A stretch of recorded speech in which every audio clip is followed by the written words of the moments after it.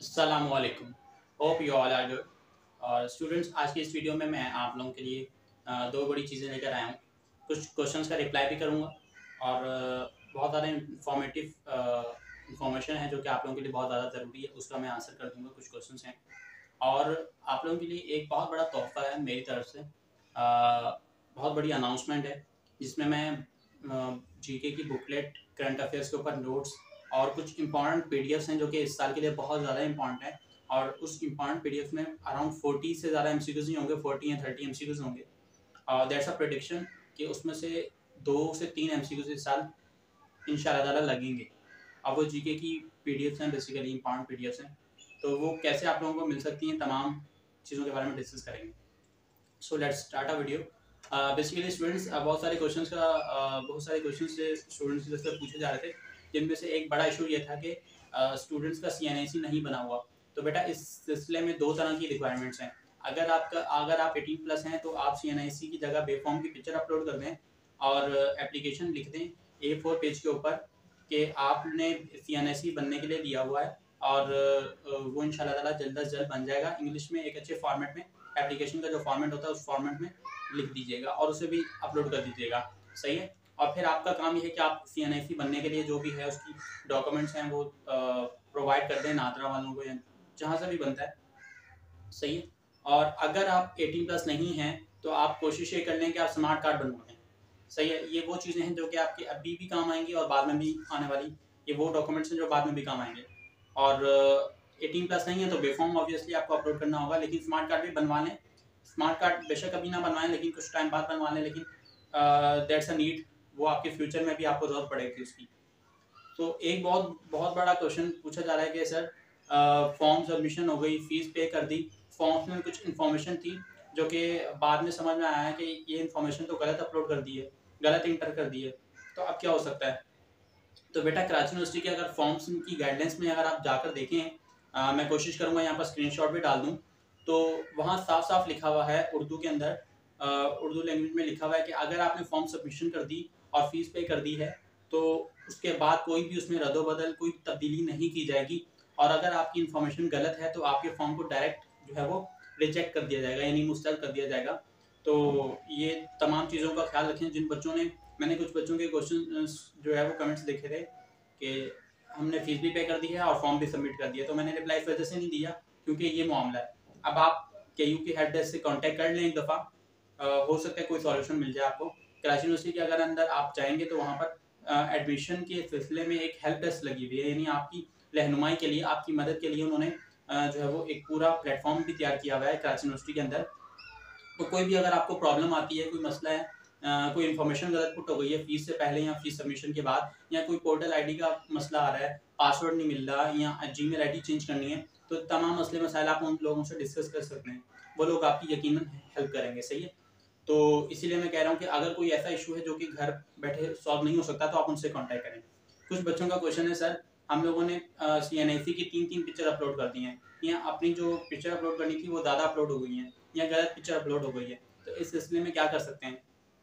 तो देखो बेटा, अब आई डोंट नो कि आपका सिस्टम कैसा है। मैंने ये तमाम जो है एक्सपेरिमेंट करके देखे अपने, मैंने फॉर्म जो है फिल किया और ये एक्सपेरिमेंट किया, तो मैंने एक गलत पिक्चर अपलोड की। अब जब मैं गलत पिक्चर के ऊपर मैं डबल क्लिक कर रहा था तो वहाँ एक स्मॉल सा जो है ना राइट साइड के ऊपर स्मॉल क्रॉस का ऑप्शन आ रहा था। तो स्मॉल क्रॉस के ऊपर जब आप क्लिक करेंगे तो कैंसिल हो जाती है और फिर आप नई पिक्चर अपलोड कर सकते हैं। अब ज़्यादातर बच्चे जो क्वेश्चन कर रहे थे कि सर डबल क्लिक कर रहे हैं लेकिन आ नहीं रहा, तो अब इस सिलसिले में ये हो सकता है कि आप अगेन KU की हेल्प डेस्क पे कांटेक्ट कर लें, जो कि मैंने आपको बताया। कराची यूनिवर्सिटी के अंदर एडमिशन के सिलसिले में कोई भी प्रॉब्लम्स अगर स्टूडेंट को फेस करना पड़ रही है तो वो उनसे कांटेक्ट कर सकते हैं। उनके मोबाइल नंबर्स और उनकी जो भी कांटेक्ट नंबर्स हैं वो यूनिवर्सिटी की वेबसाइट के ऊपर भी मिल जाएंगे आपको, कराची यूनिवर्सिटी की वेबसाइट के ऊपर भी मिल जाएंगे, और प्लस आप वहाँ पर जाकर अपने इश्यूज़ को सॉल्व भी करवा सकते हैं। अच्छा जी, तो ये तो हो गए वो तमाम क्वेश्चंस जो कि स्टूडेंट की तरफ से बहुत ज़्यादा पूछे गए थे। एक और क्वेश्चंस का एडिशन करूँगा कि स्टूडेंट्स पूछ रहे थे कि सर हमारा रिजल्ट नहीं आया हुआ, सेकंड ईयर का रिजल्ट नहीं आया हुआ, लाइक कॉमर्स का रिजल्ट नहीं आया, या अगर आप पंजाब साइड के हैं, किसी भी कहीं के नहीं हैं, तो आपका रिजल्ट नहीं आया हुआ, तो अब इस सिलसिले में हमें क्या करना है। तो बेटा, सबसे पहले अगर आपने फर्स्ट ईयर की मार्कशीट है अगर आपके पास, तो ज़ाहिर है फर्स्ट ईयर के भी एग्जाम्स नहीं हुए थे, तो फर्स्ट ईयर की मार्कशीट है तो फर्स्ट ईयर की मार्कशीट अप्लाई करें। और इसमें प्रोसीजर ये है कि एप्लीकेशन लिखते हैं वही A4 पेज के ऊपर, फॉर्मेट एप्लीकेशन का बिल्कुल सही होना चाहिए, इंग्लिश में लिखिएगा। और एप्लीकेशन में ये मेंशन करें कि अभी आपका रिजल्ट नहीं आया है, और आपने जो अगर आपका रिजल्ट नहीं आया है तो आप अपनी फर्स्ट ईयर के मार्क्स मेंशन कर दें, और सेकंड ईयर के जो अगर रिजल्ट आ चुका है और मार्कशीट नहीं है तो सेकंड ईयर के मार्क्स इंटर कर दें, आप वहाँ पे एप्लीकेशन के ऊपर मेंशन कर दें, सही है। और मार्कशीट नहीं आई तो ऑब्वियसली उसकी पिक्चर अपलोड नहीं हो सकती, तो उसकी जगह आपने उसकी प्रीवियस जो मार्कशीट होगी, फॉर एग्जांपल अगर आपके पास प्रीवियस मार्कशीट फर्स्ट ईयर की है तो वो अपलोड करेंगे। अगर फर्स्ट ईयर की नहीं है, क्योंकि कराची वालों ने फर्स्ट ईयर के एग्जाम्स नहीं दिए थे, तो मैट्रिक की पिक्चर अपलोड जो मार्कशीट है उसकी पिक्चर अपलोड कीजिएगा। अच्छा जी, तो इसमें एक बड़ा जो क्वेश्चन है वो एक ये भी है जो अभी पूछा नहीं गया, लेकिन मुझे लगता है कि पूछेंगे स्टूडेंट्स कि सर एप्लीकेशन कैसे लिखनी है। तो बेटा एप्लीकेशन लिखवाने के कुछ रीजंस हैं, वो रीजंस भी बता देता हूँ और किस तरह से लिखनी है वो भी बता देता हूँ। एप्लीकेशन जस्ट आपने जैसे सीखा अपनी बुनियादी जो बेसिक्स में आपने सीखा, नाइन्थ मैट्रिक में आप बोर्ड एग्जाम्स में भी एप्लीकेशन लिखने को आती है, तो उसी फॉर्मेट के तहत आपने एप्लीकेशन लिखनी है। बिल्कुल फॉर्मेट प्रॉपर फॉलो करना है। अगर आपको फॉर्मेट नहीं पता कि क्या होता है तो आप इंटरनेट पे गूगल पे जाएं और एप्लीकेशन का फॉर्मेट निकाल लें, सही है। और उस फॉर्मेट को फॉलो करते हुए आप, ऐसा नहीं है कि डायरेक्ट आप शुरू हो गए अपने इश्यूज को एक्सप्लेन करना, पहले बड़ी हम्बल वे में आप अपने जो है वो स्टार्ट लें, सही है। और फिर उस स्टार्ट लेने के बाद आप अपने इशू को एक्सप्लेन करें और इन अ प्रॉपर वे, सही है। इंग्लिश की छोटी बहुत मिस्टेक्स हो भी जाती हैं तो कोई इशू नहीं है, लेकिन यह है कि एक प्रॉपर वे में लिखिएगा। ऐसा ना हो कि आप कुछ बच्चे उर्दू में लिख रहे हैं, तो दैट्स नॉट द वे। आप स्टूडेंट्स हैं और माशाल्लाह आप एक बड़े तालीमी इदारे में आप एडमिशन लेने जा रहे हैं, आप यूनिवर्सिटी के स्टूडेंट्स इंशाल्लाह ताला होंगे, तो अब आप इन चीज़ों को समझना चाहिए। आपको एप्लीकेशन लिखनी भी आनी चाहिए और इंग्लिश में लिखें प्रॉपर फॉर्मेट में, प्रॉपर फॉर्म में, और फिर अपने इशू को किस तरीके से एक्सप्लेन करना है वो भी लिखिएगा। अगर आपको एप्लीकेशन लिखने में कोई इशू आता है तो आप मुझे जो है वो ईमेल कर दीजिएगा, मैं आपको बता दूंगा, या फिर मैं अगर ज़्यादा बच्चों का क्वेश्चन आ रहा होगा या ज़्यादा बच्चों का मसला आ रहा होगा तो फिर एप्लीकेशन में यहाँ पर लिखकर मेंशन भी कर दूंगा, यहाँ पर अपलोड भी कर दूंगा। और इसमें एप्लीकेशन का रीज़न ये है कि जब आप एप्लीकेशन लिख देंगे ना, उसमें आप अपना इशू फॉर एग्जांपल डिफाइन कर देते हैं कि सर मेरी मार्कशीट नहीं आई हुई है, रिजल्ट आ चुका है सेकंड ईयर का, उसमें मैंने इतने मार्क्स ऑब्टेन किए हैं, तो वो आपके मार्क्स जो है वो एज अ रिकॉर्ड उनके पास पिक्चर की फॉर्म में सेव हो जाएंगे, सही है। और जब आपकी मार्कशीट नहीं आई तो जाहिर सी बात है आप उसकी पिक्चर अपलोड नहीं कर सकते, तो उसकी पिक्चर उसकी प्रीवियस मार्कशीट की पिक्चर अपलोड करेंगे। यानी प्रीवियस मार्कशीट से मुराद है सेकंड ईयर का रिजल्ट नहीं आया तो फर्स्ट ईयर का भी आपने पेपर नहीं दिए हुए तो मैट्रिक की मार्कशीट अपलोड करेंगे, सही है। अब मैट्रिक की बेसिस पे आप अप्लाई करेंगे, लेकिन सेकंड ईयर के मार्क्स भी मेंशन कर दीजिएगा एप्लीकेशन में, और एप्लीकेशन एज अ रिकॉर्ड उनके पास रहेगी कि स्टूडेंट ने जो है वो बिल्कुल सही बात की है, उस वक्त तक उनके पास रिजल्ट नहीं आया। और जाहिर सी बात है जो स्टूडेंट कराची यूनिवर्सिटी के जो फॉर्म्स देख रहे हैं जो लोग, उन्हें भी पता है कि भाई रिजल्ट नहीं आया, तो बच्चे वो ऐसी चीज़ अपलोड कर ही नहीं सकते जो उनके पास है ही नहीं। तो इन चीज़ों पर आप रिलैक्स हो जाएं, कोई ऐसे इसमें घबराने वाली बात नहीं है। अच्छा जी, अब बात कर लेते हैं अनाउंसमेंट के ऊपर।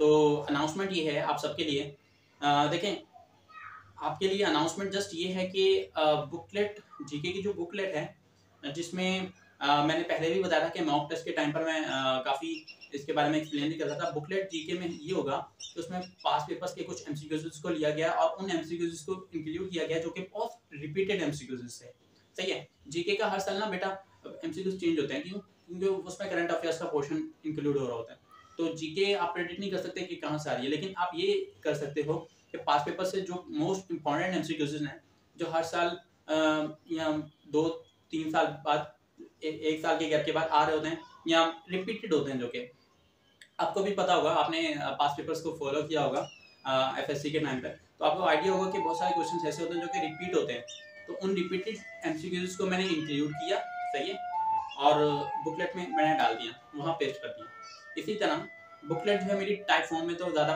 पढ़ने में और लर्निंग वे में ज़्यादा आसानी होगी। सेकंड थिंग, उसमें मैंने कुछ बुक्स के एमसीक्यूज भी इंक्लूड किए हैं। फिर मैंने बेसिक नॉलेज ऑफ कंप्यूटर भी ऐड की हुई है और करंट अफेयर से रिलेटेड भी एमसीक्यूज ऐड अप किए हैं, तो एक बुक प्रॉपर वे में एक बुकलेट फॉर्म हो गई। अच्छा, वो बुकलेट पीडीएफ फॉर्म में, तो जाहिर सी बात है आपको भी पीडीएफ फॉर्म में ही मिलेगी। अब बात कर लेते हैं करंट अफेयर्स के नोट्स के ऊपर।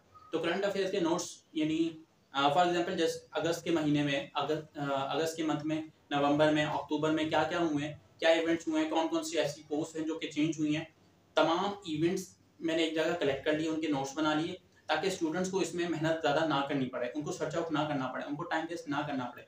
तो इनके पहले से नोट्स बने हुए हैं और उन चीज़ों के ऊपर नोट्स बनाए हैं जो वो चीज़ें जो कि आ सकती हैं। इसमें तो ऐसे तो बहुत सारी चीज़ें मिल जाएंगी आपको करंट अफेयर्स के ऊपर, लेकिन लेकिन एज अ टीचर मैं बेहतर जानता हूँ कि भाई ये तमाम चीज़ें केयू के रिस्पेक्ट से इम्पॉर्टेंट है, और कुछ चीज़ें ऐसी होती हैं कि जो कि इम्पॉर्टेंट नहीं होती तो उन्हें इंक्लूड नहीं किया जाता, तो वो नोट्स बने हुए। तो जीके की booklet, second thing current affairs के नोट्स, सही है।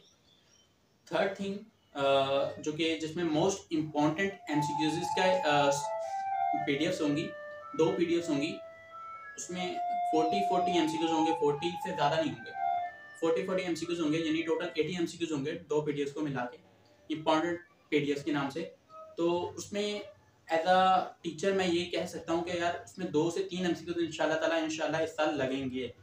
दैट्स अगेन प्रिडिक्शन है, क्योंकि पेपर मैंने नहीं बनाया तो मैं ये नहीं एग्जैक्ट ये नहीं कह सकता कि 100% ही लगेंगे या 100% ही उनमें से आ रहा होगा। बस अपने एक्सपीरियंस की बेसिस पे मैं ये कह सकता हूँ कि उसमें से 2 से 3-4 एमसीक्यू आ जाएंगे इंशाल्लाह ताला, अल्लाह ताला के फजल करम से इंशाल्लाह आएंगे। तो ये तमाम चीज़ें अब मैं आपको कैसे प्रोवाइड करूँगा, इसको इसका प्रोसीजर ये है कि देखो बेटा, जब मैं आपको सपोर्ट कर रहा हूँ तो अब आपका काम ये है, आप अगर आप इस वीडियो को देख रहे हो या किसी और वीडियो को देख रहे हो, आपको बेनिफिट हुआ, तो आपका काम ये है कि आप सब्सक्राइब करो चैनल को। बहुत सारे बच्चे जो कि सब्सक्राइब नहीं करते, व्यू कर लेते हैं, नहीं करते।